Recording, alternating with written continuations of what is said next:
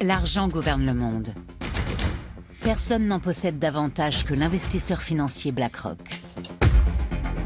La société dispose de plus de 6 000 milliards de dollars d'actifs.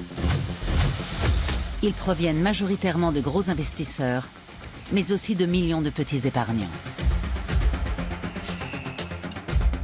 Lorsqu'on brasse autant d'argent, on peut influencer des entreprises, des politiciens et même des États. Avec quelles conséquences pour nous tous? Pourquoi en sait-on aussi peu sur le plus grand des géants de la finance mondiale?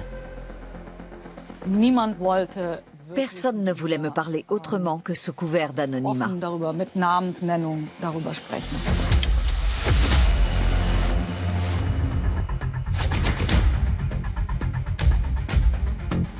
I think BlackRock is an extremely dangerous company.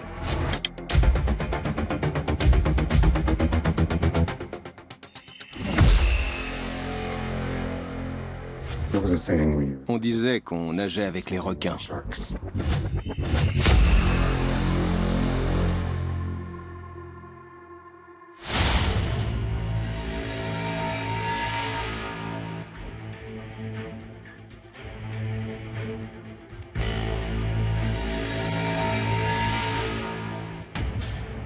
Le siège de BlackRock, le plus grand investisseur financier du monde, se trouve sur la 52e rue à New York, en plein cœur de Manhattan. Non pas sur Wall Street, mais dans un quartier de bureaux ordinaire.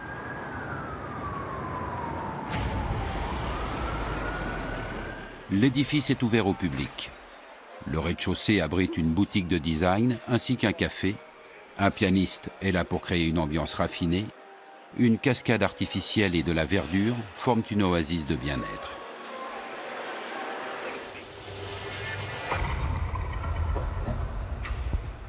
Les bureaux de BlackRock se trouvent derrière cette imposante barrière.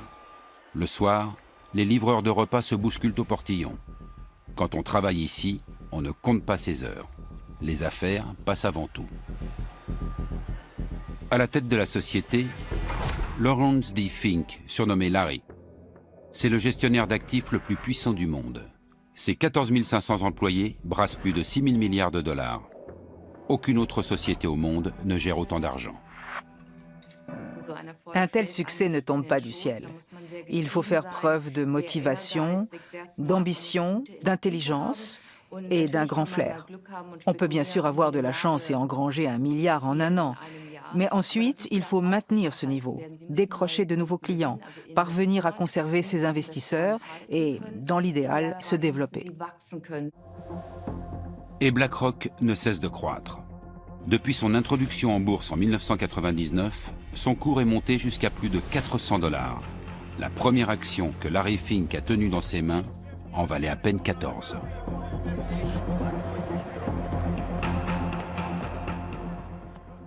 La journaliste boursière Heike Burter a suivi l'ascension de BlackRock depuis le début et a écrit un livre sur le sujet. À ce jour, c'est le seul ouvrage à se pencher sur les opérations financières de la multinationale.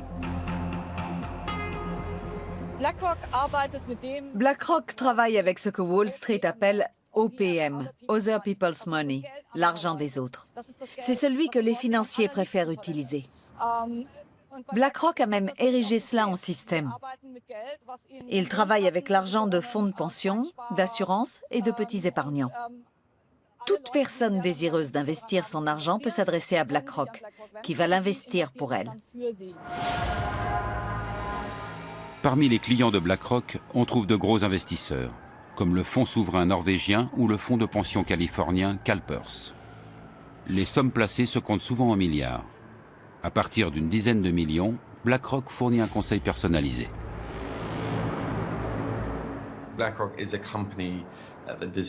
C'est une société qui doit être surveillée, car il s'agit du plus grand groupe d'investissement du monde. Avec 6 000 milliards de dollars d'actifs, elle est plus grosse que la plupart des banques, du moins en termes d'argent brassé. Depuis la crise financière, les groupes comme BlackRock sont les nouveaux rois du marché. Je ne pense pas qu'on puisse dire que BlackRock soit une entreprise connue. Je pense qu'elle est même totalement inconnue en France, à l'exception des milieux financiers. Et même dans les milieux économiques, les gens savent que c'est un investisseur important, qu'il est présent au capital de beaucoup d'entreprises, mais ils ne connaissent pas plus. BlackRock gère également l'argent de petits épargnants. Pour eux, elle propose des fonds plus abordables appelés ETF. Vendus sous la marque iShares, ils constituent près d'un tiers des actifs de l'entreprise. India, China, Brazil, iShares, small caps, large caps, iShares, industrials, low cost. Every dollar counts. iShares. BlackRock vante la grande diversification des risques de ses ETF, ce qui attire les petits épargnants échaudés par la crise. Mais certaines voix s'élèvent pour dire que la multinationale a trop d'argent, qu'elle domine les marchés et pourrait mettre en danger l'ensemble du monde financier si elle se retrouvait en difficulté. Larry Fink réfute cependant ces critiques. The reality is, the capital markets are the capital markets. I don't control the capital markets. The whole world controls the capital markets, all the participants. L'influence de Larry Fink sur les marchés est-elle réellement aussi faible qu'il le prétend? Il est permis d'en douter. Au cours de la décennie qui a suivi la crise financière de 2009, BlackRock est devenu le plus gros investisseur du monde, en grande partie grâce aux ETF.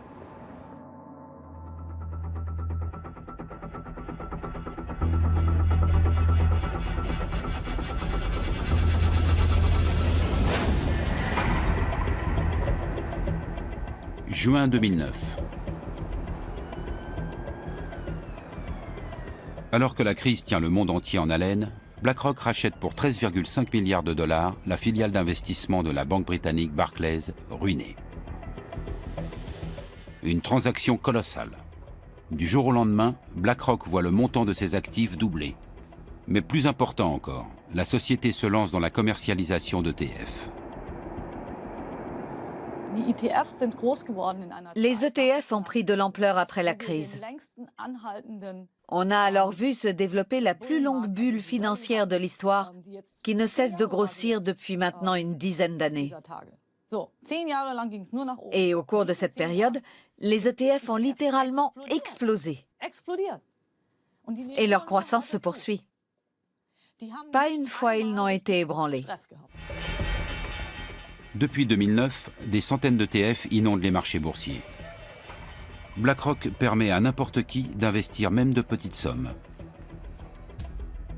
Bien que la marque iShares évoque un produit Apple, elle appartient à BlackRock. La société gagne de l'argent en facturant la gestion de ses fonds. Ses tarifs sont nettement inférieurs à ceux de ses concurrents, mais avec 2000 milliards de dollars placés dans les ETF, l'affaire reste juteuse.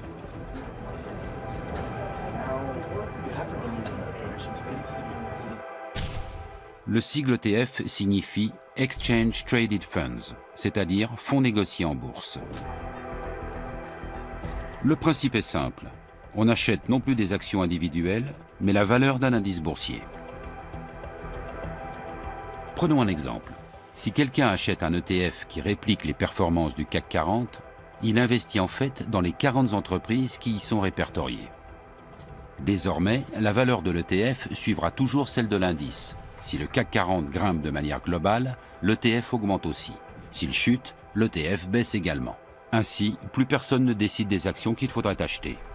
L'ETF suit automatiquement la valeur de la sélection d'investissement qui compose l'ensemble de l'indice. On fait un placement sur tout un marché ou sur un segment de marché. Tous les constructeurs automobiles, toutes les actions européennes ou ce que vous voulez. C'est un peu comme chez un marchand de glace. Il y a des ETF à tous les parfums. Depuis la crise financière, les clients n'ont plus confiance dans leurs banques. Nombre d'entre eux cherchent une solution transparente et rentable pour leur placement, d'autant que les comptes d'épargne ne rapportent pratiquement plus rien. Aux États-Unis, les ETF sont particulièrement à la mode. Actuellement, 2800 milliards de dollars sont placés dans les fonds négociés en bourse.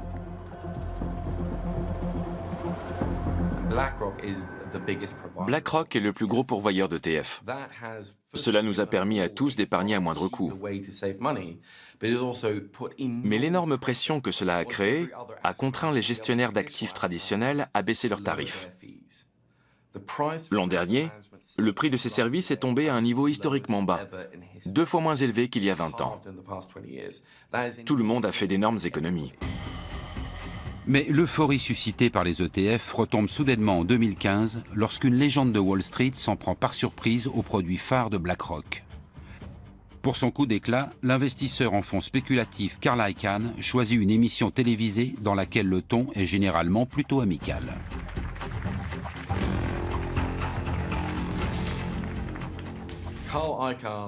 Carl Icahn est l'archétype, comment le dire poliment?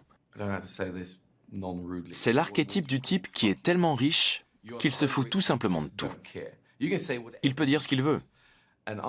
Et il lui arrive parfois d'être impertinent. Je pense qu'il a simplement voulu piquer au vif Larry Fink, qui n'était pas vraiment habitué à ce qu'on lui rentre ainsi dans le lard. I think BlackRock is an extremely dangerous company. Okay, and I mean this. C'est un vieux loup de mer de Wall Street. On l'a souvent dit fini, mais il a toujours rebondi. On peut ne pas l'apprécier, mais c'est assurément quelqu'un qu'il ne faut pas trop sous-estimer. You get this party mobile, and everybody in the party in this mobile, and they're all on this party, they're all having a drink. And in the drink, they're all having this drink and having fun. And you know who's pushing that thing? They're pushing it. It's Larry Fink and Janet Yellen. Pushing that, and they're pushing the goddamn thing. Sur le ton de la plaisanterie, Carl Icahn accuse devant les caméras Larry Fink et Janet Yellen, alors présidente de la Réserve fédérale américaine, de prendre le risque d'une nouvelle crise financière. This party thing is going. Every once in a while, Janet wants to put the brakes on it. And Larry says, nah, let it go. And the people in the party are yelling, no, no, don't touch those brakes. Don't touch, this is fun. And they're moving toward this cliff, see? And the cliff is there. And this thing is going to go over this cliff. And you know what's going to destroy it? They're going to hit a black rock. That's right. That's what I'm saying. Un spécialiste de premier plan qualifie BlackRock de danger pour le monde de la finance. Son attaque va ternir l'image de l'investisseur financier. Y a-t-il vraiment trop d'argent placé dans ces ETF ?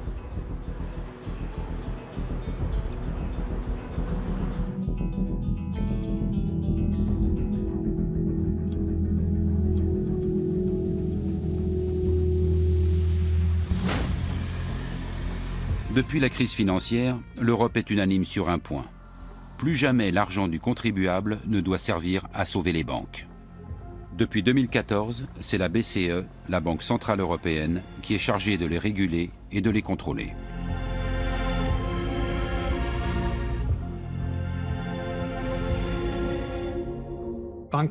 Les banques doivent posséder bien plus de fonds propres. Avant la crise, elles en avaient peut-être 8 ou 9% en moyenne. Aujourd'hui, dans la zone euro, elles en ont généralement entre 13 et 14%. C'est une moyenne. Les chiffres peuvent varier. Le siège allemand de BlackRock se situe non loin de la BCE. Gestionnaire d'actifs à l'échelle mondiale, la multinationale brasse aujourd'hui bien plus d'argent que la plupart des banques. Mais elle est nettement moins contrôlée.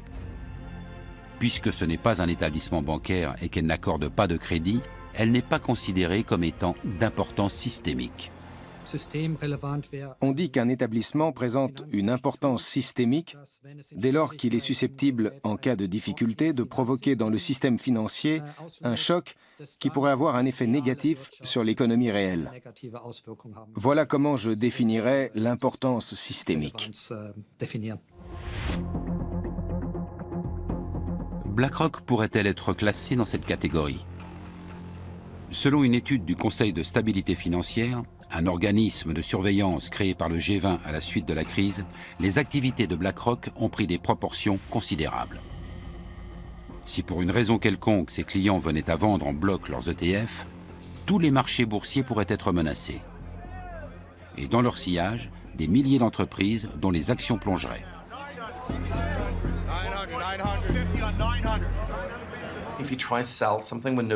Si vous tentez de vendre quand personne ne veut acheter, le prix peut chuter très rapidement. La baisse se répercute alors sur l'ensemble des marchés. Et c'est l'effet boule de neige. On craint donc que les ETF s'avèrent dangereux sur certains marchés si les circonstances sont réunies. Et cette préoccupation est fondée. Avant la crise, il y avait plusieurs milliers de milliards d'ETF. Et tout allait bien. Ils se comportaient comme ils étaient censés le faire. C'est justement pour cette raison que les gens ont eu davantage confiance dans les ETF après la crise.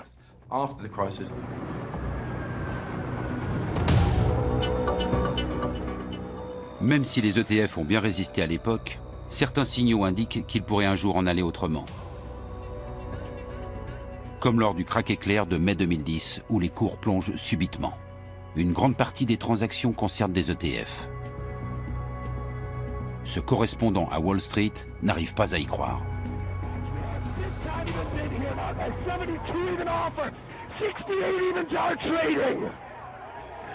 Guys, 70 even bid here now once again. 70 evens trade. 71 even bid here now with the 72 evens are trading. Un camion vous fonce droit dessus. Il accélère. Vous devez alors évaluer s'il parviendra à freiner avant d'arriver sur vous ou s'il va simplement vous écraser. Vous devez prendre une décision. Après quelques minutes, le cauchemar prend fin. Les cours remontent aussi vite qu'ils ont chuté. Aujourd'hui encore, on ne sait pas vraiment ce qui s'est passé ce 6 mai 2010. Mais une chose est sûre, les ETF étaient particulièrement impliqués. Alors que se passerait-il si tout le monde voulait les vendre? Qui sauverait le système?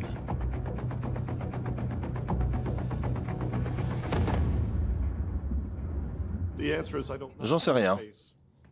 En l'absence d'un régulateur, cela pourrait devenir problématique, car personne ne serait là pour les tirer d'affaire. S'ils étaient adossés à une banque, elle interviendrait sans doute. Mais un établissement non bancaire, lui, n'en aurait pas les moyens. Une simple société de gestion ne dispose pas de suffisamment de fonds propres.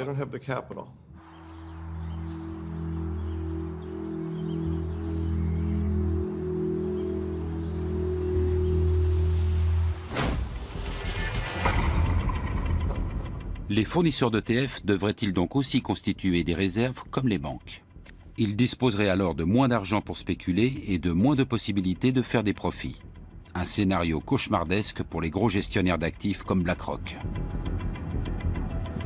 Pour ne rien arranger, une étude internationale réalisée par des universitaires et publiée juste après enflamme la discussion sur l'importance systémique de BlackRock. L'un des auteurs enseigne à l'université McGill de Montréal.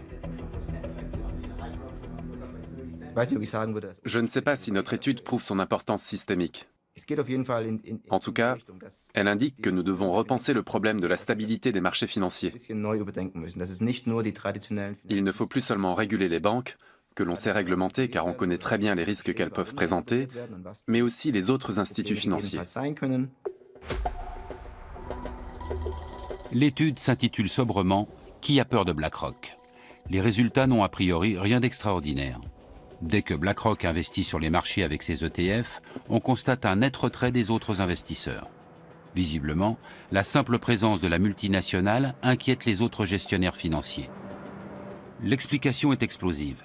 Ils craignent à l'évidence que BlackRock et les autres géants du secteur soient subitement obligés de retirer leurs gigantesques investissements.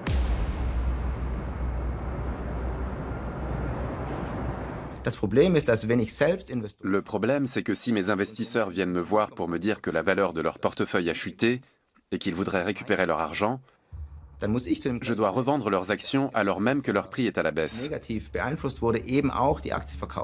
C'est-à-dire au moment le plus défavorable. Tout le monde à la bourse craint une telle situation. Le sauve-qui-peut général tant redouté ne se ferait pas attendre. Un tel mouvement de panique pourrait alors s'avérer d'importance systémique. Les cours plongeraient, les investisseurs perdraient des milliards et les sociétés cotées subiraient d'énormes pertes. Le système imploserait. Les géants comme BlackRock emporteraient tout dans leur chute. Et qui sera là pour récupérer les ETF? Qui les achètera s'ils sont en train de plonger? Qui? Quand il n'y a plus personne, le marché plonge. On peut toujours dire que ça n'arrivera jamais. C'est en tout cas ce qu'affirme BlackRock.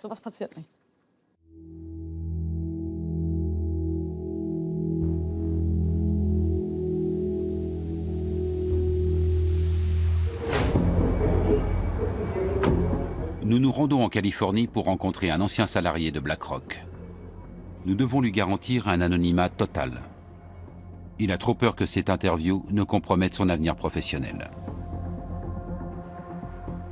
Notre informateur a vendu de nombreux ETF. La pression exercée par BlackRock pour conquérir ce marché était énorme. Il cherche peut-être à créer un duopole. Une telle chose serait très mauvaise. Face à BlackRock, ne subsisterait plus alors qu'un seul autre pourvoyeur d'ETF. On n'en est d'ailleurs pas très loin.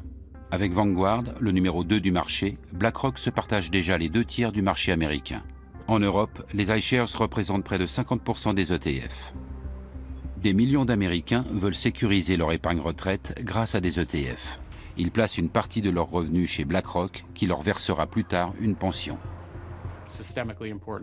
Le groupe est d'importance systémique, dans la mesure où il gère une part significative de l'épargne retraite de la population américaine. Dans ce tribunal se joue un procès croustillant. BlackRock contre BlackRock, entreprise contre salarié. L'entreprise aurait violé son obligation fiduciaire à l'égard de ses employés. La plainte évoque une véritable cannibalisation. BlackRock aurait constamment transféré l'argent de leur pension entre différents fonds médiocres et encaissé des frais à chaque opération. Cela signifierait que BlackRock, par appât du gain, a réduit les pensions de ses propres salariés dans le seul but d'accroître ses bénéfices. Le préjudice s'élèverait à des millions de dollars.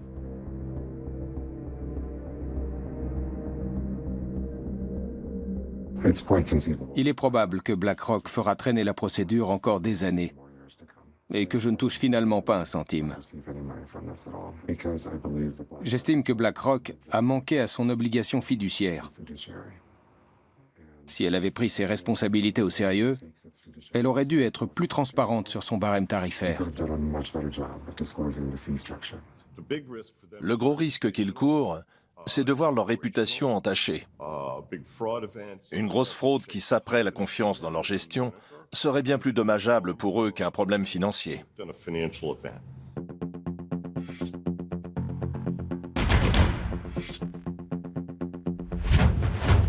Plus que son argent, BlackRock doit défendre sa réputation. Car si elle perd la confiance de ses clients, ses affaires sont menacées. Le groupe est aujourd'hui le plus gros investisseur sur les marchés mondiaux. Il est donc en mesure de les influencer. Mais quel est le secret d'un tel succès ?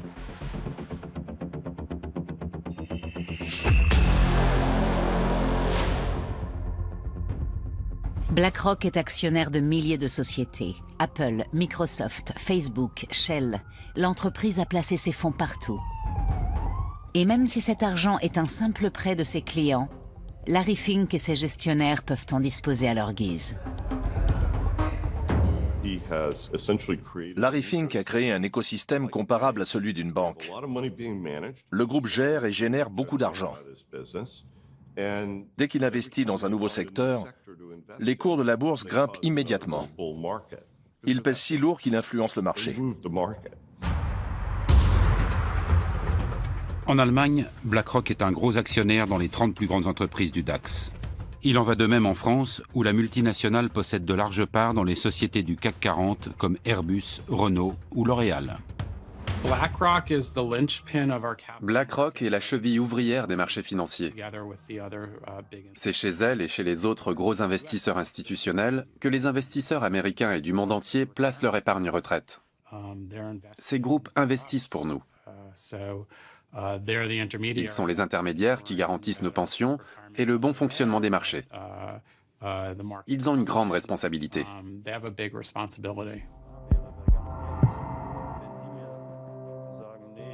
Une responsabilité à l'échelle mondiale. Et pourtant, presque personne ne connaît la société. Durant des semaines, nous tentons d'entrer en contact direct avec elle. Après de nombreux appels et mails, notre demande d'interview est définitivement refusée.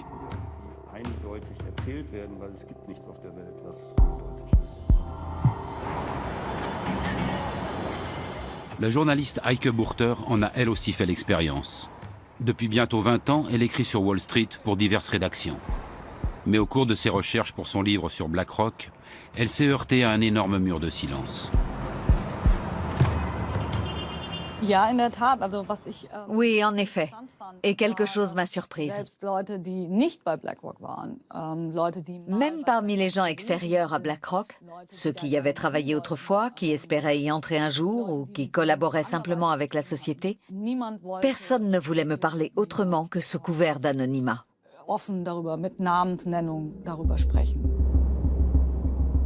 Jusqu'à présent, aucun employé de BlackRock n'a encore osé s'exprimer ouvertement. Même l'ex-salarié que nous rencontrons à San Francisco redoute l'influence de son ancien employeur. Il évoque la pression quotidienne subie chez BlackRock. Pour être franc, on se plaignait beaucoup. C'était un environnement très stressant. L'organisation était très horizontale et il y avait pas mal de jeux de pouvoir. Beaucoup de gens voulaient avoir l'air important et gravir les échelons. Les plaintes étaient nombreuses. Quand je travaillais là-bas, on avait l'habitude de dire qu'on nageait avec les requins. Notre informateur développait des fonds pour les marchés internationaux. Ces produits devaient attirer des investisseurs du monde entier, avec de gros bonus à la clé en cas de succès. En cas d'échec, pression et stress. Et chez BlackRock, la définition de la réussite était claire. Une expression qu'on utilisait la résume bien. Rendre les riches encore plus riches. Je caricature, bien évidemment. Mais la réussite chez BlackRock, du moins pour moi, se mesurait à mes performances et à mes bonus. Ils louaient des salles où le PDG présentait les résultats du trimestre et exposait aussi ses objectifs.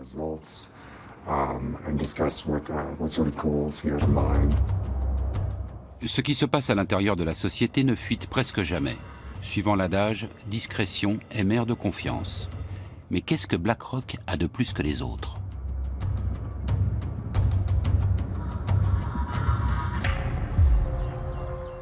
La réponse se trouve à 1300 km au nord de San Francisco, près de la frontière américano-canadienne. Wenatchee est une petite ville de 30 000 habitants.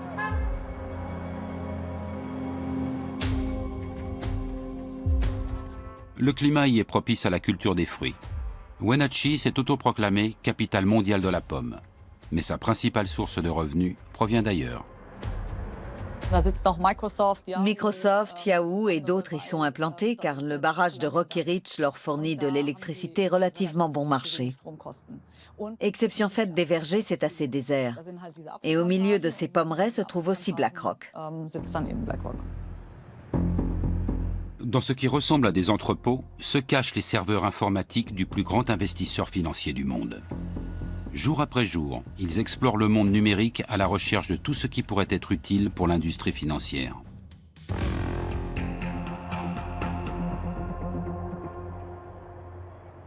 La gestion de placement est grandement tributaire de l'information et elle utilise donc bien plus de données que d'autres secteurs. Pas seulement les chiffres du PIB, du chômage ou du cours de la bourse, mais aussi les images satellites, les données de cartes bancaires, etc. Toutes ces empreintes numériques que nous laissons dans l'économie numérique, les gestionnaires d'actifs s'en emparent et les anonymisent au maximum avant de les utiliser pour réaliser des transactions et surveiller les risques.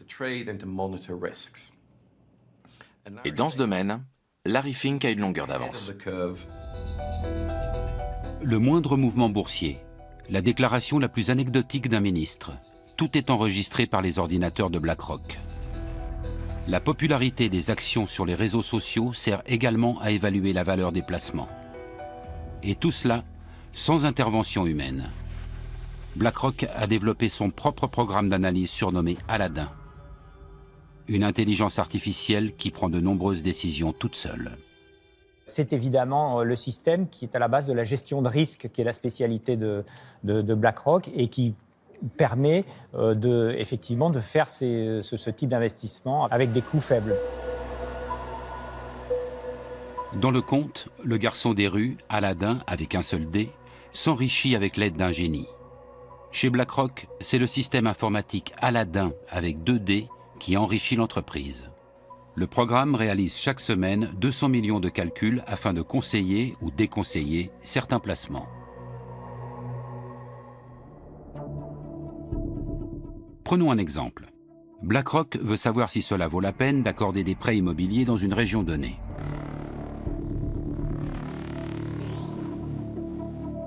Aladdin remarque que ces derniers temps, beaucoup de crédits de ce type y ont été résiliés prématurément.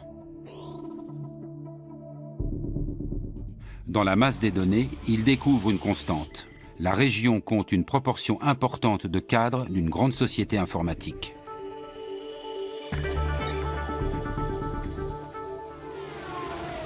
Le problème, c'est qu'ils sont souvent mutés.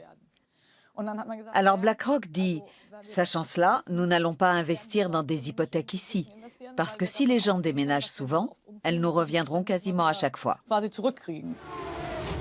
Aladdin dissuade donc les clients de BlackRock d'accorder hâtivement des prêts immobiliers dans ce genre de région. Car si les cadres déménagent régulièrement et résilient souvent leurs prêts, ils paient finalement moins d'intérêt que ce qui était prévu au départ. Solution proposée, augmenter les taux des prêts immobiliers dans les environs des grandes sociétés informatiques.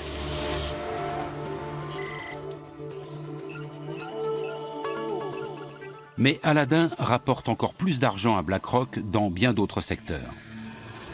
Quelles sont les entreprises à suivre? Lesquelles sont surévaluées ou présentent des risques? Quels sont les projets des politiques? Où émergera la prochaine crise? Aladdin en sait davantage que n'importe qui. Et pour faire appel à ses pouvoirs magiques, il suffit d'y mettre le prix.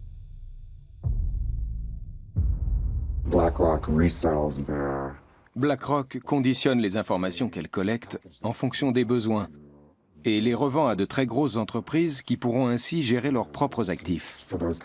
En fait, Aladdin est une plateforme de gestion des risques.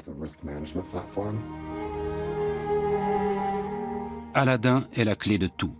BlackRock vantait déjà son pouvoir dans une vidéo promotionnelle en 2013. La banque de données y est ouvertement présentée comme un outil presque omniscient. I'm smarter than any algorithm. More powerful than any processor. Because I am Aladdin. Because I am Aladdin. A new kind of intelligence. For a new world of investing. Aujourd'hui, Aladdin brasse pas moins de 18 000 milliards de dollars. Vous m'avez bien entendu. C'est presque autant que le PIB des États-Unis. Les Américains travaillent une année entière pour réunir cette somme qui, quotidiennement, au moment où nous parlons, passe par Aladdin. 18 000 fois 1 milliard de dollars. Un montant astronomique à 12 zéros. Mais que se passerait-il en cas de bug ou de piratage? Ayant utilisé ce produit, je sais à quel point les procédures pour introduire la moindre modification au système sont draconiennes, afin de réduire les risques. Cela reste néanmoins préoccupant que tant d'argent passe par cet unique système. Si Aladdin et un autre programme gèrent seuls tout l'argent de la planète, je crains un duopole à la Coca-Cola et Pepsi. Imaginez les risques que cela représente et le pouvoir qu'ils auront. C'est un problème systémique.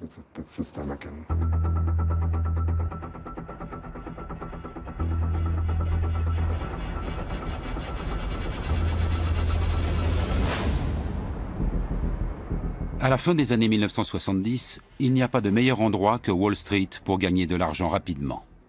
Pour devenir célèbre, on va à Hollywood. Pour faire fortune, direction la bourse. Le jeune Lawrence D. Fink, alors âgé de 23 ans, n'a aucune velléité d'acteur. Sa maîtrise en administration des affaires immobilières en poche, il quitte Los Angeles pour se rendre à New York. Larry Fink était banquier d'investissement. Il a commencé chez First Boston. C'était un enfant prodige, un véritable crack.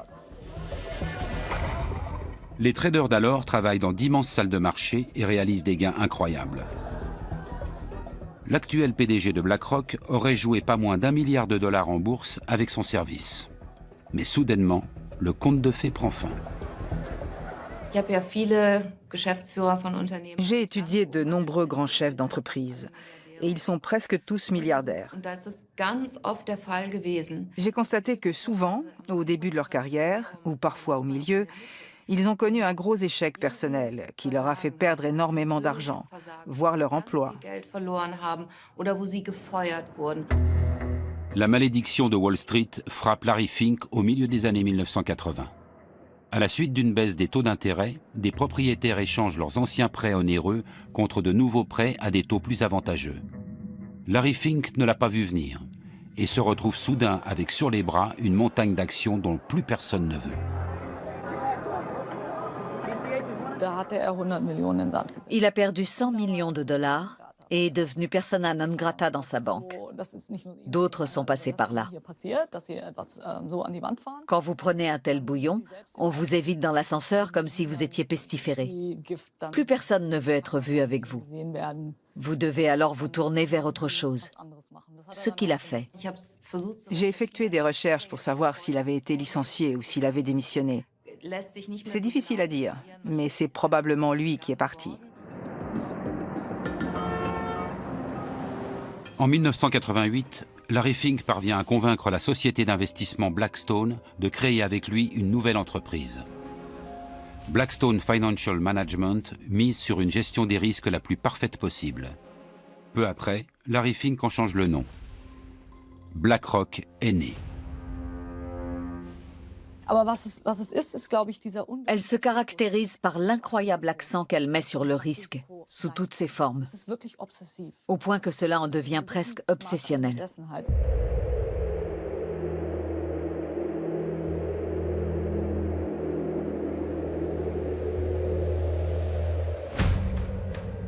Davos, sismographe des risques et des opportunités de l'économie mondiale.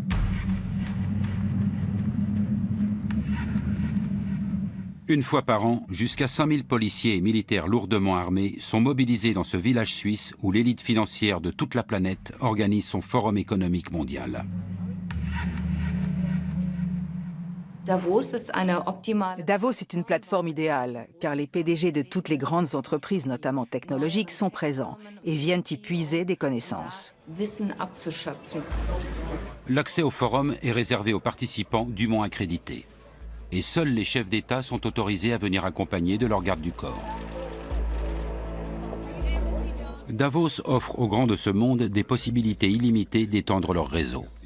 Dans le milieu de la finance, on dit que passer 3 jours à Davos, c'est s'épargner 3 mois de voyage. Ce sont des gens à part. Ils se connaissent tous. C'est un cercle très restreint. Ils se retrouvent dans des clubs ou à Davos.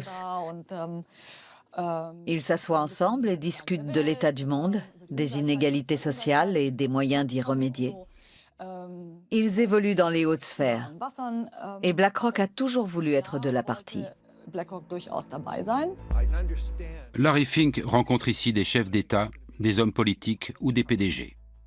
Parfois, ils participent ensemble à des tables rondes. Mais la plupart du temps, ils s'entretiennent à huis clos. Larry Fink gère des actifs du monde entier. Cela va d'un fonds gouvernemental koweïtien à un fonds de pension allemand, en passant par une assurance australienne. Comme il a accès à toutes ces données, dans lesquelles il puise depuis plus de 20 ans, il a un aperçu unique de l'état du monde de la finance. Et grâce à cela, il produit à son tour ses propres données. Il est une pierre angulaire de cet immense réseau de personnes. Les interviews de Larry Fink sont rares. Dans celle-ci, réalisée à Davos, il évoque ses débuts et son premier job dans la boutique de chaussures de son père. At 10 years old, I was required to learn how to sell shoes and help my father. Well, I learned how to deal with people pretty early in my career, and it was a great learning lesson how to deal with people, how to appeal to people's needs, and I was a pretty good shoe salesman. Il s'agit là d'une des rares anecdotes personnelles connues au sujet de Larry Fink. Elle vise à donner l'image d'un homme d'affaires consciencieux et à réduire le fossé qui sépare depuis longtemps l'homme de pouvoir des petits investisseurs.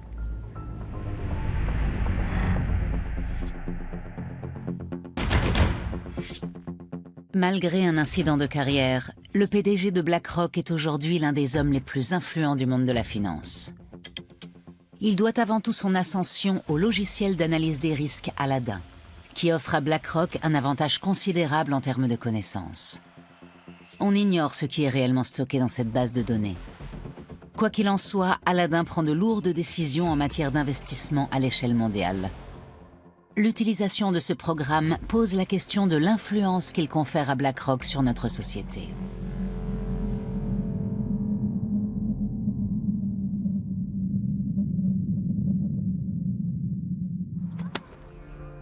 La fondation allemande Ethicon se préoccupe de la responsabilité sociale des entreprises.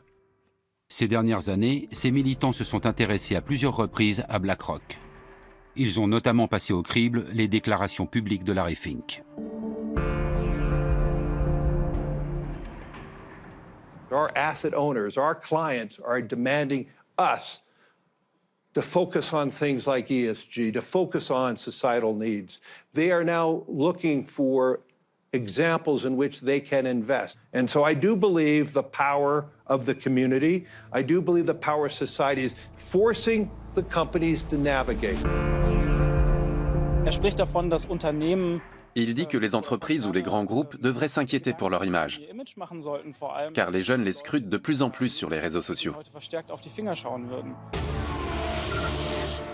Larry Fink publie régulièrement des lettres adressées aux dirigeants des entreprises dans lesquelles BlackRock a investi. Il s'y montre attaché à leurs responsabilités sociales. La société exige que les entreprises, à la fois publiques et privées, se mettent au service du bien commun. Pour prospérer sur le long terme, toute entreprise doit non seulement produire des résultats financiers, mais également montrer comment elle apporte une contribution positive à la société. C'est le discours à la mode actuellement. Mais pour moi, il ne s'agit que de blabla idéologique. Il se présente comme un visionnaire et un philanthrope, alors qu'il sait pertinemment ce que font ces entreprises, notamment Rheinmetall. Rheinmetall est l'un des plus gros fabricants d'équipements militaires d'Europe. Basé à Düsseldorf, le groupe vend des armes dans le monde entier. La fondation Ethicon a donc décerné à la société et à ses investisseurs un prix négatif, le Black Planet Award. En tant qu'actionnaire important, Larry Fink est nommément cité. Par l'intermédiaire de BlackRock, il investit dans de gros groupes, en particulier ceux dont les marges bénéficiaires sont les plus attrayantes. Même s'il sait très bien que ces entreprises s'enrichissent grâce à d'épouvantables guerres civiles, comme celle qui déchire en ce moment le Yémen. Il investit également dans des entreprises qui gagnent de l'argent en détruisant la nature.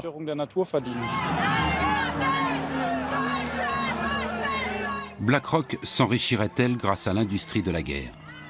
De fait, l'action Rheinmetall a pris énormément de valeur. Depuis 2016, son cours a grimpé d'environ 70%. BlackRock investit aussi dans d'autres groupes d'armement. Est-ce en adéquation avec les lettres de Larry Fink dans lesquelles il appelle à plus de justice et de responsabilité vis-à-vis de l'environnement?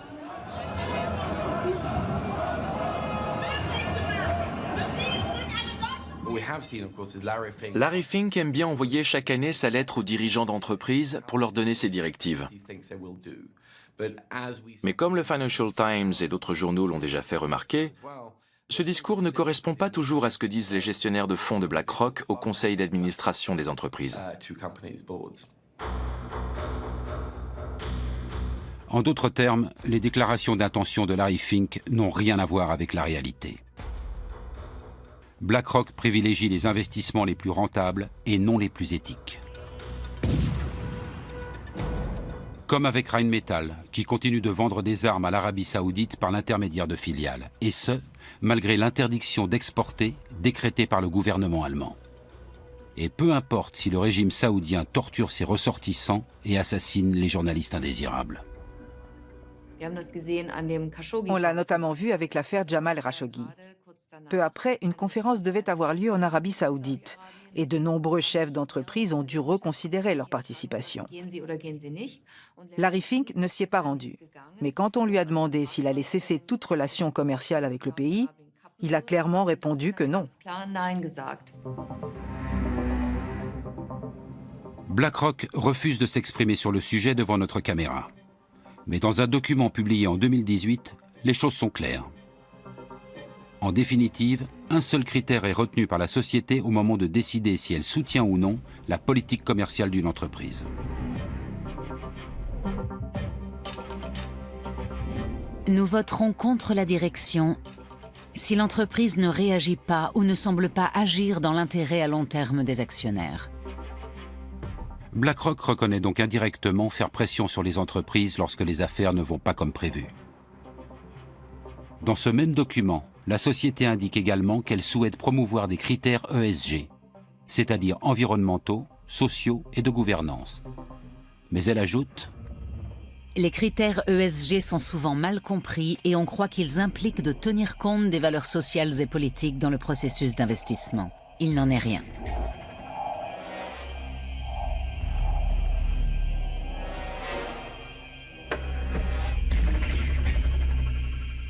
Et le siège de BlackRock à Francfort précise encore sans ambiguïté: les gestionnaires d'actifs ne peuvent pas utiliser les actifs de leurs clients pour promouvoir leurs propres opinions sociales ou politiques. BlackRock n'intervient pas dans les décisions d'ordre moral, mais s'ingère dans les autres aspects de la vie de l'entreprise. Son influence va-t-elle au-delà des votes lors des assemblées générales annuelles? Disons que BlackRock investit au capital d'une entreprise pour le compte d'un fonds privé et qu'elle détient dès le départ 5, 10 ou 15% des parts, ainsi qu'un siège au conseil d'administration. Dans ce cas, en effet, elle s'impliquera plus activement, car c'est dans son intérêt de favoriser et de développer une nouvelle entreprise. Parfois, ça peut rapporter gros. Même les plus importants PDG des grands pays industrialisés ont pu le constater. Un article du magazine d'affaires allemand Wirtschaftswoche a enquêté sur l'influence de BlackRock sur ses dirigeants. Johannes Tyson, patron de l'entreprise allemande E.ON, résume ainsi: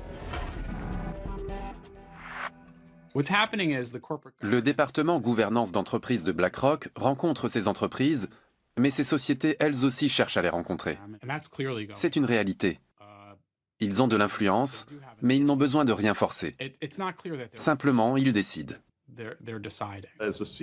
Le PDG d'une grande entreprise cotée en bourse se doit d'avoir une vue d'ensemble complète de ses actionnaires. Il a intérêt à ce qu'il s'agisse en majorité de gros fonds d'investissement plutôt que d'une multitude de petits actionnaires ou de fonds spéculatifs. Mieux vaut avoir de gros joueurs qui possèdent 5 ou 7% de vos parts avec leurs clients parce que ça vous apporte de la stabilité.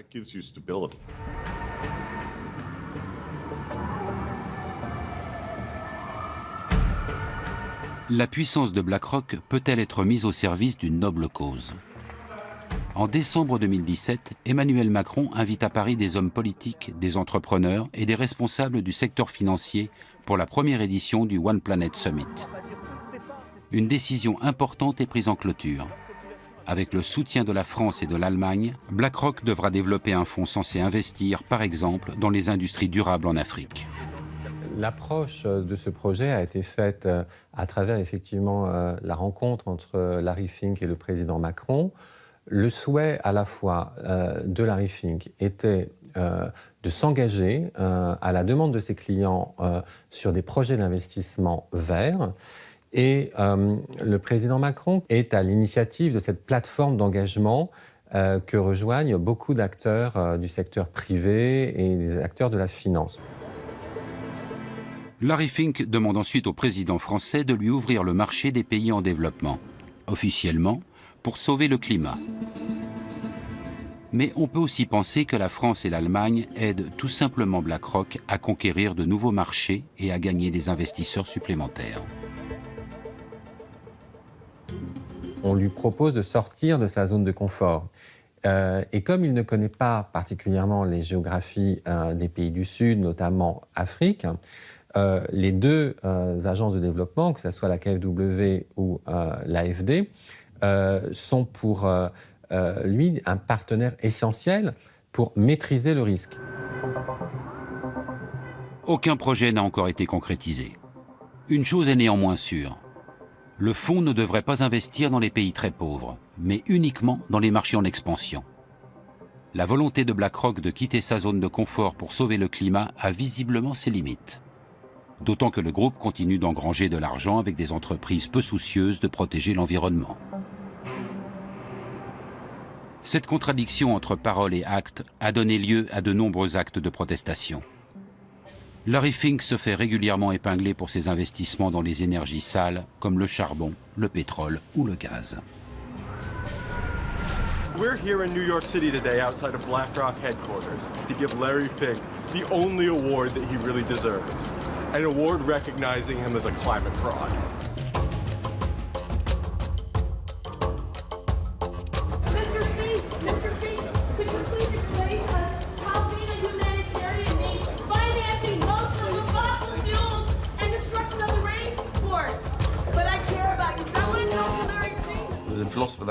Un philosophe a dit que du bois courbe dont est fait l'homme, rien de droit n'a jamais été taillé. Et BlackRock reste une entreprise, malgré ce que peut en dire Larry Fink.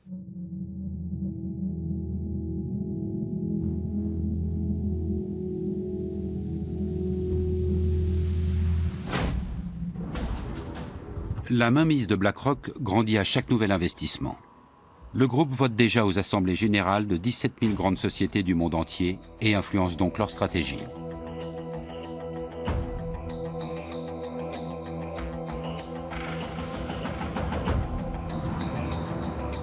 Pour le chercheur Martin Schmaltz, c'est une bonne raison d'étudier scientifiquement l'influence de l'investisseur financier. Étant donné que BlackRock est le principal actionnaire de très nombreuses entreprises, quelles conséquences cela a-t-il pour l'économie mondiale ? J'imaginais que Bill Gates était l'actionnaire majoritaire de Microsoft, de même que Steve Jobs ou Tim Cook chez Apple, ou encore Mark Zuckerberg chez Facebook, comme la presse peut le laisser entendre. Mais il s'avère qu'il n'en est rien. J'ignorais totalement que dans ces sociétés, les plus gros actionnaires sont non pas les fondateurs, mais Vanguard, BlackRock ou d'autres investisseurs de ce type.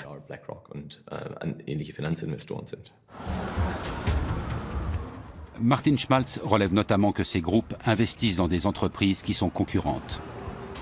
Les experts parlent alors de propriété commune. Par exemple, BlackRock possède des actions à la fois chez Adidas et chez Puma. Avec quelles conséquences sur la concurrence ? La propriété commune, c'est le fait que les gros actionnaires possèdent des parts dans pratiquement toutes les entreprises du monde. On craint que cela réduise la concurrence. Et en effet, les sociétés grossissent, elles diminuent en nombre et elles dominent certains secteurs. Mais on ignore si cela est dû aux investisseurs institutionnels. Afin d'en savoir plus, Martin Schmaltz et ses collègues ont analysé le marché du transport aérien américain. Il s'avère que les prix des billets des grosses compagnies ont parfois augmenté jusqu'à 11% sous l'influence de la propriété commune.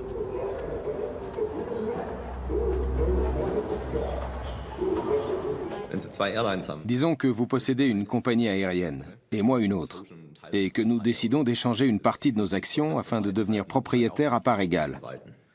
Nous avons alors beaucoup de propriétés communes. Les chiffres montrent que lors de telles transactions, généralement moins extrêmes que dans cet exemple, les prix du marché augmentent, en l'occurrence ceux des billets. Et inversement, quand vous revendez une partie de vos actions afin de réduire votre propriété commune, alors les prix baissent à nouveau. Les recherches de Martin Schmaltz montrent l'influence de la propriété commune sur le comportement des dirigeants d'entreprises concurrentes. Quand ils savent que leurs propres investisseurs ont des parts dans d'autres entreprises, ils ont tendance à moins se battre sur le terrain de la concurrence. Ce faisant, ils amorcent une spirale dangereuse. Si le PDG de la première entreprise fait un peu moins d'efforts pour réduire les coûts, et peut ainsi accroître ses profits, et que le PDG de la seconde fait de même, alors les coûts vont augmenter globalement dans le secteur.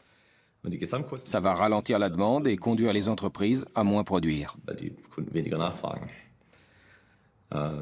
Quand les entreprises produisent moins, les prix des produits sont plus élevés, du simple fait que moins d'offres fait monter les prix.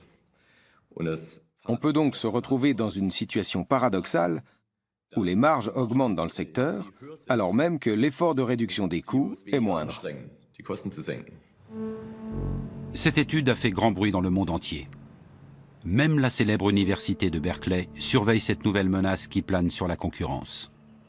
Celle-ci, si Martin Schmaltz a raison, ne serait plus en péril uniquement en cas d'accord direct sur les prix.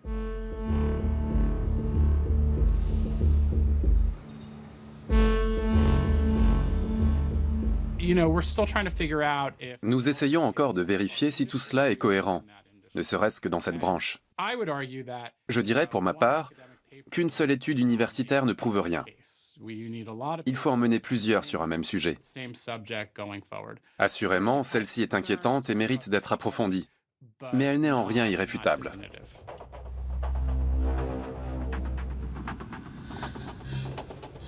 Martin Schmaltz a également étudié le secteur bancaire américain.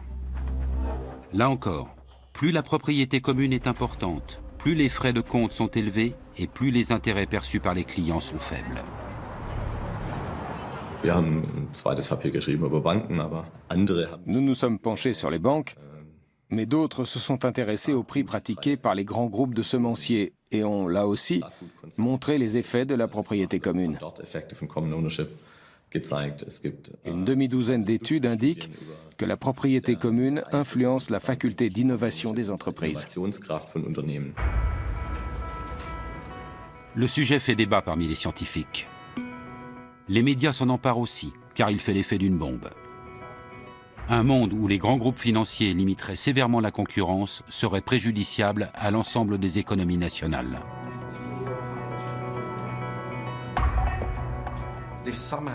Si la concurrence disparaît, nous allons nous retrouver, dans le pire des cas, avec un capitalisme de copinage, ce qui n'est pas sain. Nous en sommes encore bien loin, mais certaines hypothèses avancées par Martin Schmaltz et d'autres sont fascinantes. Ce qu'elles soulèvent doit nous pousser à la vigilance et à la réflexion, car BlackRock et d'autres grands pourvoyeurs d'ETF continuent de grossir. Si Martin Schmaltz a raison, l'économie de marché pourrait en être bouleversée. Les concurrents ne se battraient plus pour gagner la faveur des clients, mais seulement celle de leurs investisseurs. L'intéressé est souvent invité pour présenter les résultats de l'étude. Ici, devant l'Office fédéral des ententes, l'autorité allemande de la concurrence abonne.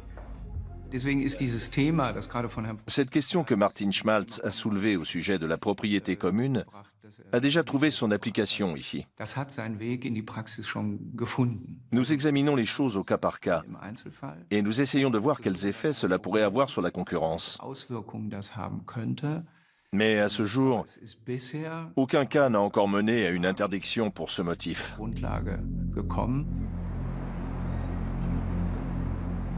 BlackRock et les autres investisseurs financiers ne tiennent pas à ce que le contrôle des achats d'actions soit renforcé. Rien d'étonnant à cela. D'après les spécialistes, les 3 plus gros fonds d'investissement seraient actionnaires majoritaires dans 90% des 500 plus grandes entreprises américaines. La propriété commune est donc la règle et non l'exception.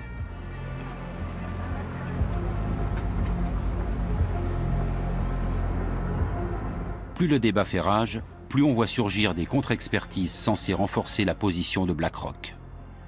La direction de l'entreprise ne manque pas une occasion de critiquer les conclusions de Martin Schmaltz.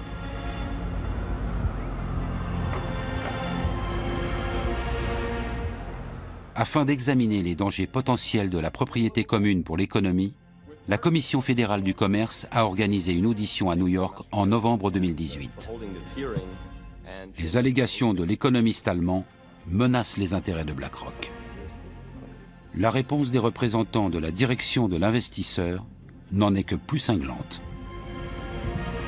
One of the suggested remedies for common ownership is to limit portfolios to one company per sector. In that case, virtually all diversified portfolios would no longer be viable. This engagement plays an important role in the corporate accountability chain, which has value not just for shareholders, but for society as a whole. En clair, BlackRock lutterait pour le bien-être de la société et le professeur d'Oxford aurait commis de nombreuses erreurs. Sa compétence scientifique est explicitement remise en cause. BlackRock nous fait également parvenir d'innombrables contre-expertises. La pression exercée sur Martin Schmaltz est considérable. On a le sentiment que leur pouvoir s'étend jusque dans les milieux universitaires.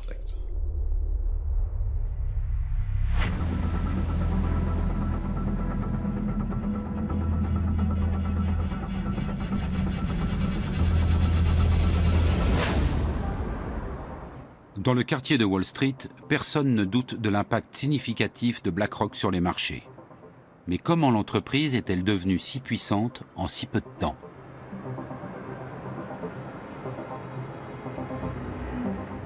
Au moment de la crise, BlackRock ne jouait aucun rôle à Wall Street.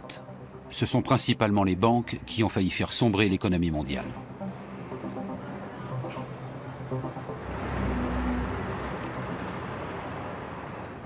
En septembre 2008, la banque d'investissement américaine Lehman Brothers fait faillite, ébranlant dans son sillage le système financier mondial.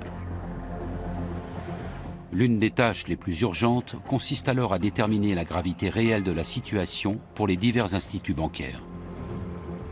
Sur quels titres toxiques ont-ils spéculé? Quelle est l'ampleur des dégâts?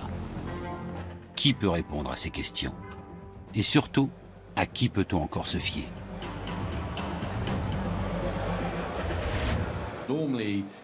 En temps normal, la BCE et les différents gouvernements seraient allés demander conseil à Goldman Sachs, JP Morgan ou la Deutsche Bank. Mais après la crise, c'était politiquement délicat. Alors quand vous cherchez quelqu'un qui connaît vraiment bien les marchés, vous vous tournez vers les investisseurs, les gestionnaires de fonds qui passent leur journée à réfléchir au marché et à leur bon fonctionnement. Il était donc naturel qu'ils deviennent des conseillers de premier plan. Aux États-Unis, le secrétaire au Trésor et la Réserve fédérale s'adressent à Larry Fink et chargent BlackRock d'analyser les comptes d'AIG, le plus grand groupe d'assurance du monde. Larry Fink assure au directeur de la Réserve fédérale de New York, Timothy Geithner, qu'Aladin permettra à son équipe de reconnaître les titres toxiques. Le programme informatique de BlackRock devient la bouée de sauvetage de la Réserve fédérale, totalement démunie. Aucun appel d'offres n'est réalisé. Ces projets ne s'obtiennent pas sans relation. Bien sûr, ils sont annoncés. Mais avec BlackRock, étonnamment, on fait souvent valoir qu'il fallait aller vite, trouver quelqu'un en urgence. Le contrat suivant ne tarde pas à venir. Le président américain Barack Obama et Timothy Geithner doivent sauver Citigroup. Personne ne sait exactement combien de créances douteuses détient la banque. BlackRock entre dans son calculateur toutes les informations et les données concernant le géant bancaire. Résultat, le gouvernement américain alloue à ce dernier des milliards de dollars d'aide publique.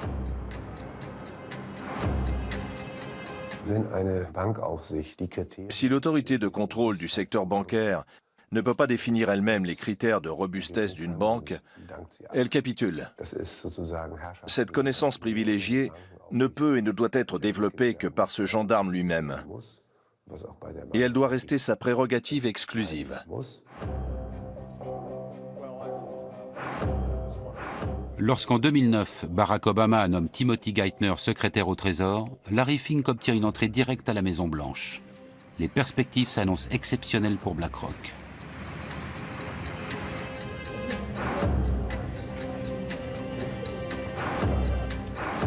À mesure que ses liens avec la Réserve fédérale et le secrétaire au Trésor se renforcent, de nouveaux domaines d'activité s'ouvrent pour BlackRock, désormais chargé de tester la résistance des banques américaines.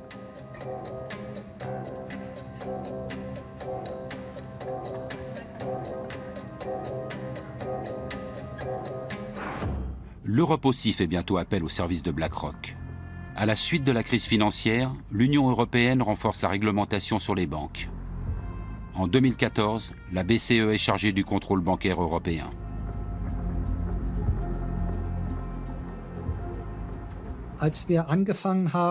Lorsque nous avons mis cela en place en 2014, nous avons rapidement dû procéder à une évaluation complète de l'ensemble du système bancaire. Nous disposions encore de peu d'effectifs. C'est pourquoi nous avons aussi sollicité l'aide de consultants externes pour nous aider à mettre tout cela sur pied.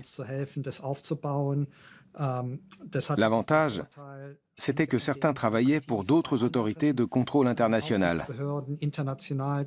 Nous avons donc pu intégrer les bonnes pratiques de chacun d'entre eux. C'est depuis ces bureaux que sont actuellement régulées les principales banques européennes. Les employés de la BCE collaborent avec BlackRock et d'autres consultants externes.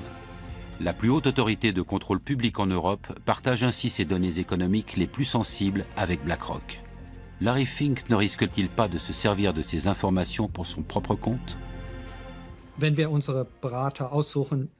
On s'assure évidemment que les consultants que nous avons choisis mettent en place des Chinese Walls pour dissocier clairement leur activité de conseil pour nous de la gestion qu'ils opèrent pour leurs propres clients. C'est parfaitement normal dans une banque d'investissement. Et s'il s'avérait que quelqu'un mélangeait un peu les genres, il serait renvoyé sur le champ. Comment fonctionnent ces Chinese Walls, ces fameuses murailles de Chine? Prenons un exemple.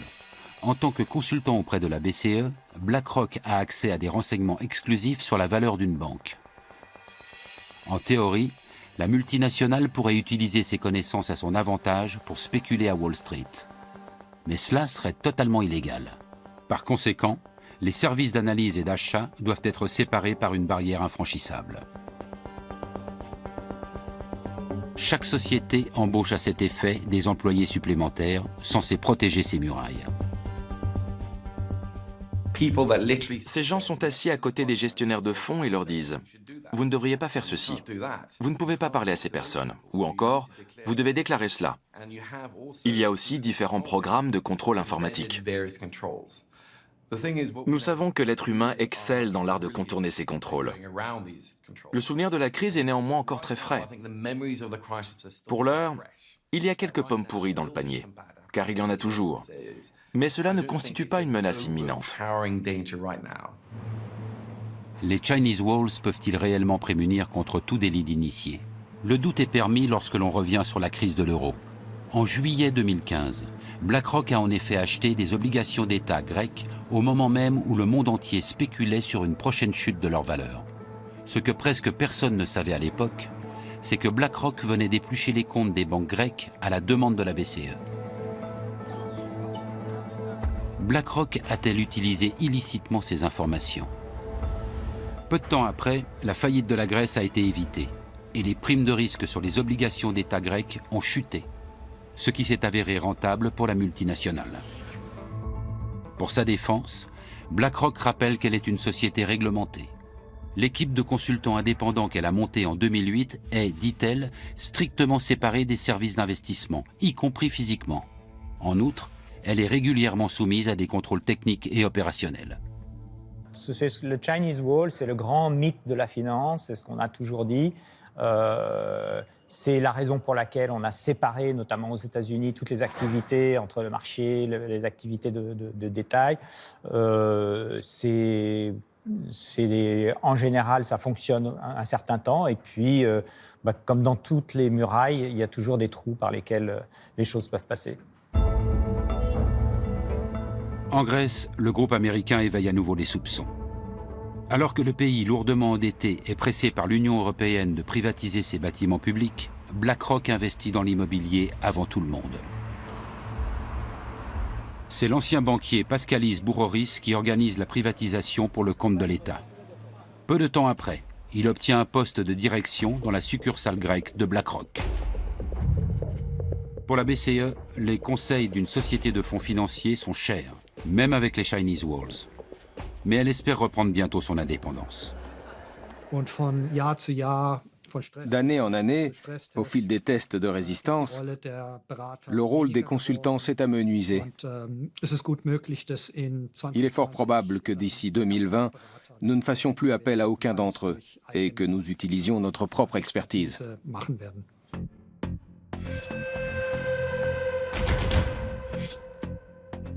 Non seulement BlackRock est le premier investisseur financier du monde, mais la société conseille également les gouvernements et les banques centrales.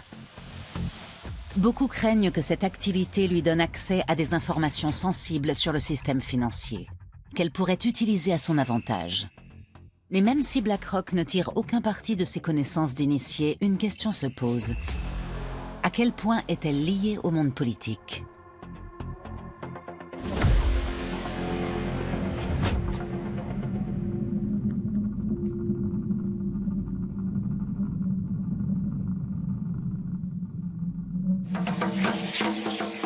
Avec 127 millions d'habitants, le pays d'origine des Aztèques est le 10e pays le plus peuplé du monde. Son PIB par habitant est pratiquement équivalent à celui de la Chine. Malgré les problèmes qu'il connaît, le Mexique aiguise donc les appétits. Notamment celui de BlackRock.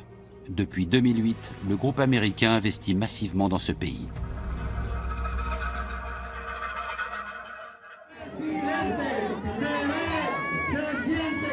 À l'approche des élections présidentielles de 2018, la multinationale a des raisons de s'inquiéter lorsqu'un nouveau candidat se présente. Il s'agit d'un politicien de gauche, Andrés Manuel López Obrador, ancien maire de Mexico.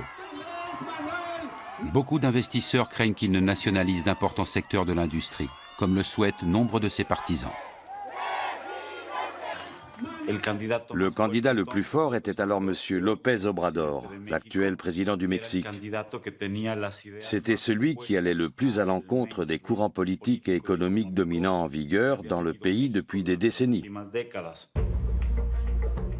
Le secteur de l'énergie récemment privatisé est au cœur des débats. BlackRock y a placé beaucoup d'argent et prévoit d'investir dans un nouveau gazoduc. Avec l'ancien président, la confiance règne. Mais l'élection d'un homme de gauche imprévisible risque de mettre en péril les investissements du groupe.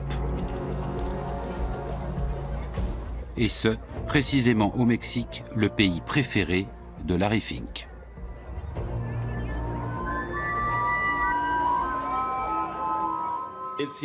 Il a toujours eu une relation privilégiée avec le Mexique. Il a souvent répété qu'il aimait ce pays. Et une chose est sûre, BlackRock a investi plus de 60 milliards de dollars dans divers fonds au Mexique. Le contraste ne pourrait être plus grand. Alors que BlackRock brasse des milliers de milliards de dollars à travers le monde, le modeste siège du parti de López Obrador se situe dans un quartier populaire de Mexico. C'est de ce bâtiment que le politicien mène sa campagne. Son quartier général n'a d'ailleurs pas bougé depuis. Pour parler aux candidats ou à ses hommes de confiance, il faut normalement passer par ce hall d'accueil.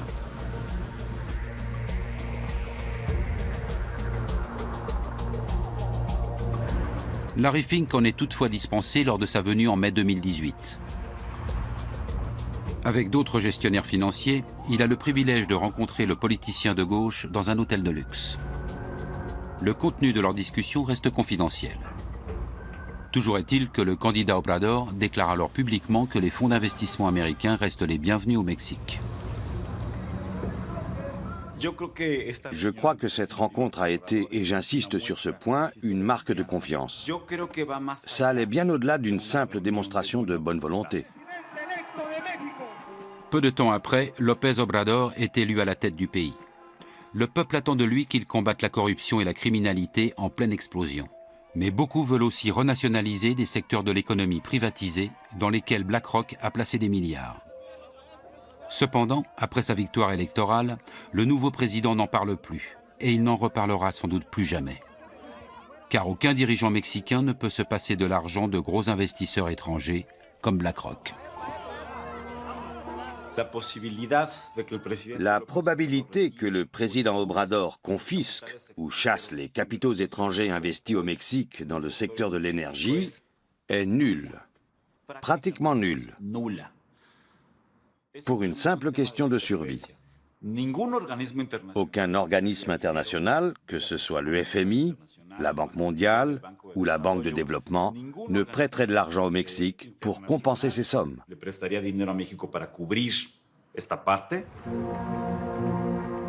BlackRock s'est fermement établi dans le secteur énergétique mexicain il y a une dizaine d'années. Mais ce n'est que récemment que la journaliste Claudia Ocarranza a regardé de plus près le contrat signé à l'époque. Avec peu de moyens, elle enquête sur les lobbies pour le compte de l'organisation non gouvernementale PODER.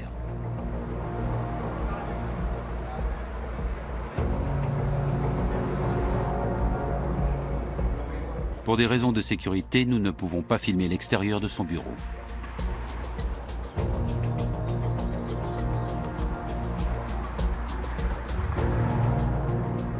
Au cours de ses investigations, la journaliste a découvert un réseau de relations entre les milieux politiques et économiques au sein de l'élite dirigeante du Mexique. Un nom revenait sans cesse, celui de BlackRock. Depuis 2011, des personnalités importantes du pays entretiennent des relations étroites avec le groupe financier. Pour commencer, BlackRock a engagé le fils de Carlos Slim.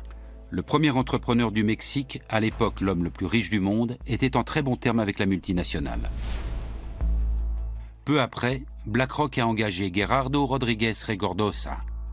Alors secrétaire d'État aux finances, il s'était prononcé en faveur de la privatisation des entreprises publiques, ce qui allait dans le sens de son futur employeur, BlackRock. En 2015, Larry Fink a rencontré le président de l'époque, Enrique Peña Nieto, au sujet de la compagnie pétrolière publique Pemex.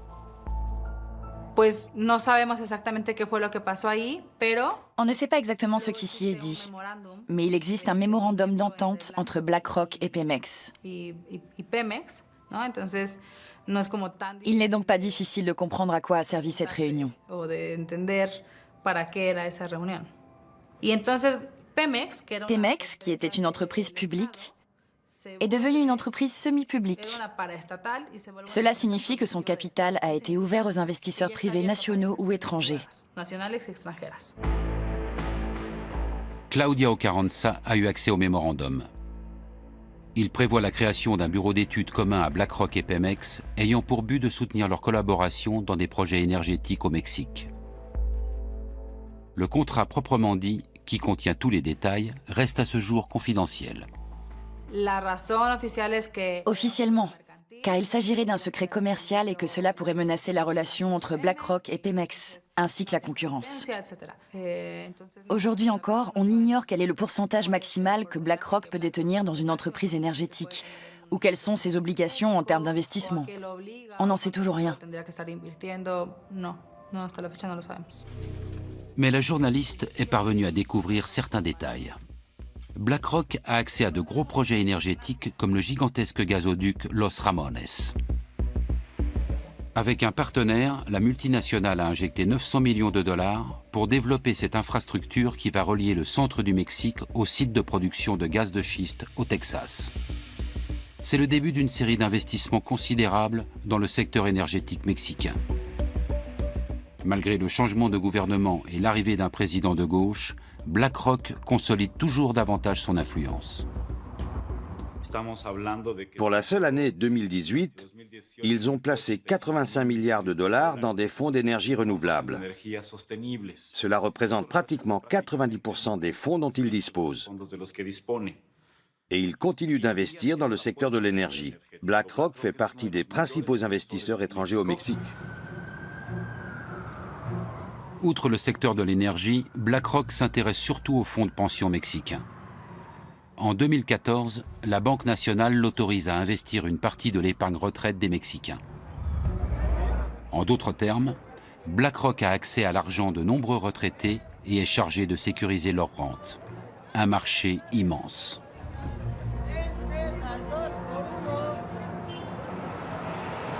L'autorisation émane de la Commission nationale du système d'épargne pour la retraite, la CONSAR. Et ce, bien qu'un gestionnaire de BlackRock soit alors poursuivi pour délit d'initié. Même si les charges retenues contre lui ont été par la suite abandonnées, Claudia Ocarranza est convaincue que légalement, aucun contrat n'aurait dû être signé avec une entreprise contre laquelle des poursuites étaient engagées. Et ce n'est pas tout. Dans quoi BlackRock investit-elle mon argent? Pourquoi la CONSAR n'oblige-t-elle pas ses gestionnaires de fonds à révéler ces informations? La journaliste ne cesse de découvrir de nouveaux liens. C'est Isaac Portnoy qui aurait signé le contrat lucratif pour BlackRock. Auparavant, il travaillait justement pour la CONSAR, chargé de valider l'accord. Après quelques années chez BlackRock, Portnoy est ensuite allé chez Pemex, la société avec laquelle BlackRock a investi des milliards dans le secteur mexicain de l'énergie. La boucle est bouclée.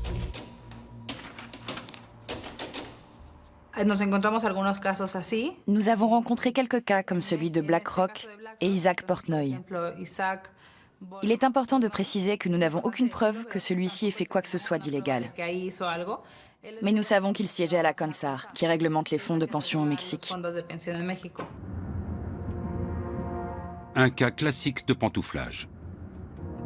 Des personnalités importantes issues d'institutions publiques ou politiques se retrouvent chez BlackRock.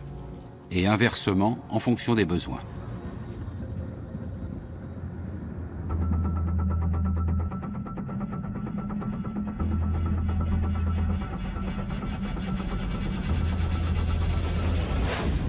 Mein Name ist Friedrich Merz, mit E, anders als in Ihrer Einladung, die Sie bekommen haben. Lorsque la chancelière allemande Angela Merkel annonce en 2018 vouloir quitter la présidence de la CDU, un ancien haut responsable politique pose sa candidature pour lui succéder. Friedrich Merz, ancien président de groupe de la CDU au Bundestag, est entre-temps devenu président du conseil de surveillance chez BlackRock. Si les gens passent de BlackRock à la politique, je trouve ça moins problématique qu'ils se fassent payer ou autre. Ils pensent comme leur ancien employeur ou donneur d'ordre. Ils restent prisonniers de ce mode de pensée. Ils appréhendent le monde avec les yeux d'un employé de BlackRock. Au-delà de la question de la réglementation, c'est dérangeant qu'un dirigeant allemand puisse mettre toutes ses relations politiques à disposition d'une entreprise aussi puissante. Et que de surcroît, il revendique le droit de protéger les activités de gestion d'actifs de BlackRock, prétendument dans l'intérêt des citoyens. Mais personne n'est dupe. De même qu'il n'est pas crédible en connaisseur du monde économique. Il n'a jamais occupé de fonction de management. Dans la course à la présidence de la CDU, Friedrich Merz soutient également une mesure d'aide fiscale aux fonds de pension privés. Mais il omet de préciser que son ancien employeur en tirerait avantage. Wir haben eine viel zu geringe Ausstattung der betrieblichen und der privaten Altersversorgung mit kapitalgedeckten Systemen. Le fait de s'offrir les services de M. Merz, qui a le bras long dans la politique allemande, et dont on espère qu'il pourra protéger nos intérêts, est éloquent. Le problème, ce n'est pas seulement BlackRock, c'est l'ascendant du capital financier international sur la démocratie nationale.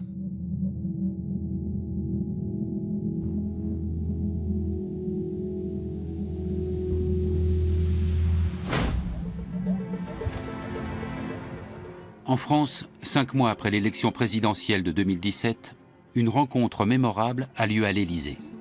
Emmanuel Macron invite des investisseurs, au premier rang desquels figure Larry Fink, le PDG de BlackRock.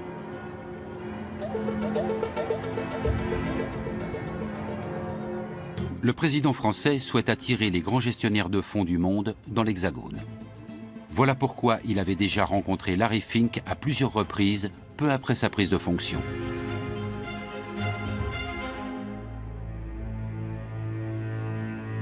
Aujourd'hui comme alors, les entretiens ont lieu à huis clos.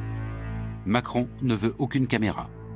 Après, je pense qu'il est intimement convaincu, et je pense qu'il a raison de l'être, du fait qu'il faut être proche de ces gens-là, en tout cas en matière de business, pour parvenir à les faire s'installer sur le territoire français ou simplement y faire des investissements. Parce que ce qu'ils cherchent à attirer aussi, c'est l'argent, c'est les fonds. Emmanuel Macron veut favoriser les privatisations en France. À cet effet, le président de la République a créé une commission dont l'un des membres n'est autre que le patron de BlackRock France, Jean-François Cirelli. Cet ancien conseiller du président Chirac a aussi fait de Gaz de France l'une des plus grandes compagnies énergétiques du monde. Et tout comme Friedrich Merz en Allemagne, il ne cesse de réclamer un recours accru aux fonds spéculatifs pour l'assurance vieillesse.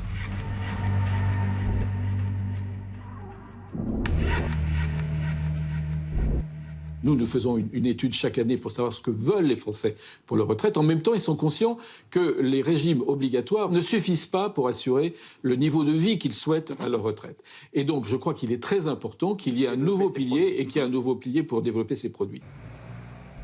Pendant que les lobbyistes financiers comme BlackRock renforcent leurs liens avec Emmanuel Macron, le gouvernement français se heurte au mouvement des Gilets jaunes.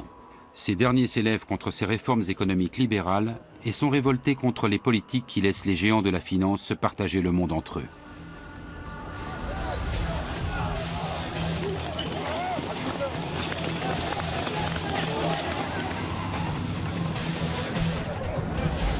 Du tout, donc ce sont des gens qui sont en protestation par rapport au système.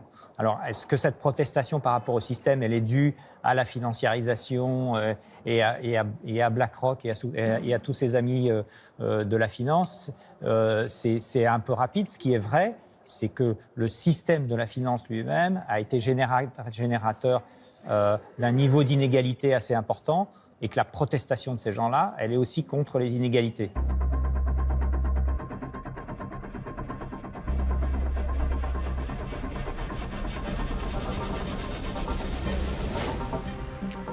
En Allemagne aussi, la résistance face au monde de la finance s'organise. De plus en plus de citoyens se sentent menacés. Le Berlinois Russ Betairi s'indigne du prix des loyers dans la capitale allemande.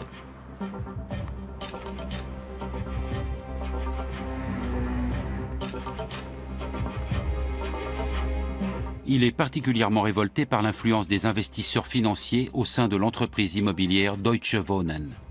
Car pour un logement rénové situé dans une zone résidentielle comparable, elle augmente parfois les loyers 2 fois plus que ne le ferait la ville. Beaucoup pensent que l'actionnaire principal, BlackRock, n'y est pas étranger.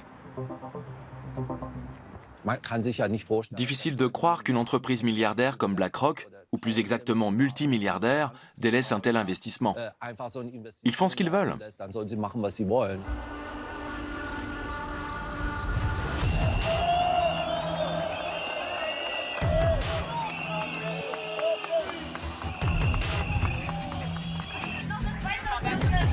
Des dizaines de milliers de personnes manifestent à Berlin afin de mettre un terme aux agissements de Deutsche Wohnen et de BlackRock. Ils veulent exproprier la société immobilière pour obtenir une indemnisation. BlackRock perdrait alors l'un de ses plus gros objets d'investissement en Allemagne.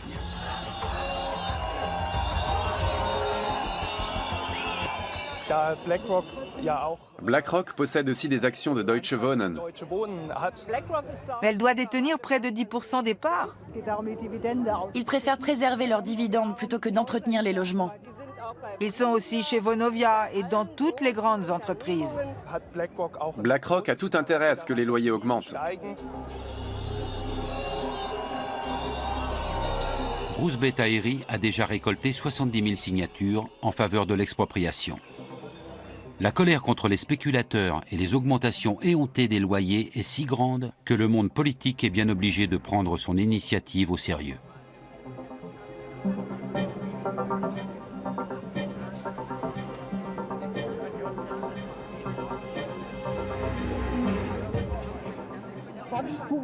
Seule la croissance leur importe. Et beaucoup se retrouvent au banc de la société car ils ne peuvent plus payer leur loyer.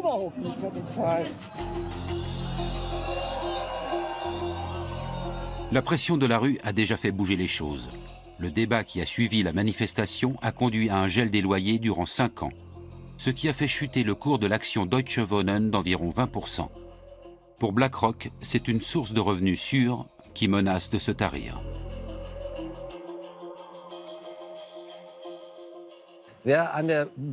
Quand on spécule en bourse, qui plus est sur le sort des locataires, on peut aussi perdre. Les petits actionnaires doivent également le savoir. Je n'ai absolument aucun état d'âme à porter préjudice à de gros investisseurs institutionnels comme BlackRock. Ils ont suffisamment nui à la société. Aucune autre société ne brasse autant d'argent que BlackRock. Elle a le bras long en politique et influence même des gouvernements. Mais personne n'en parle. Les gestionnaires de Larry Fink doivent faire passer l'éthique après les perspectives de profit. Plus le pouvoir des investisseurs grandit, plus la question se pose. Faut-il avoir peur de BlackRock ? La taille de la multinationale pourrait-elle provoquer une crise financière mondiale? Et surtout, peut-on encore arrêter BlackRock?